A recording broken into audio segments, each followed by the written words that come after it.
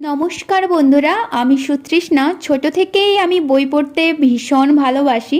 তো আজকের একটা পৃষ্ঠা পড়লাম, খুব সুন্দর লাগলো, তাই ভাবলাম আপনাদের সঙ্গে একটু শেয়ার করি। কথাটা এরকম ছিল, দিন ফুরালেই হারাই শুধু ভালোবাসা। আপনি আমারে জিগাইলেন, আমারে এত ভালোবাসেন কেন? কেন আমার আপনার জন্য এত মায়া মায়া লাগে?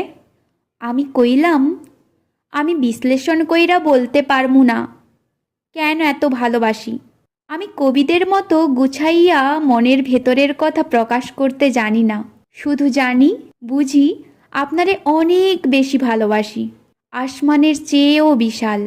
আপনি জানতে চাইলেন আমার রক্ত জবা কই? আমি পিছনের হাত সামনে আই না, এক হাত কাঁধে রাইখা অন্য হাতে কানে গুঁইজা দিলাম। আপনি আবারও জিগাইলেন, এত কেন ভালোবাসেন? আমি আপনার চোখে চোখ রাইখা দিলাম, অপলক তাকাইয়া রইলাম। আপনি তাকাইয়া থাকতে পারলেন না, চোখ বন্ধ কইরা নিলেন। হঠাৎ বৃষ্টি নাইমা আইলো, আমরা ভিজলাম, হাসলাম, স্মৃতি বানাইলাম।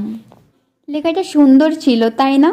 যদি সুন্দর হয় তাহলে অবশ্যই কমেন্টে জানাবেন যে কেমন লাগলো, আমার পাঠ কেমন লাগলো, আর লেখাটাও কতটা সুন্দর।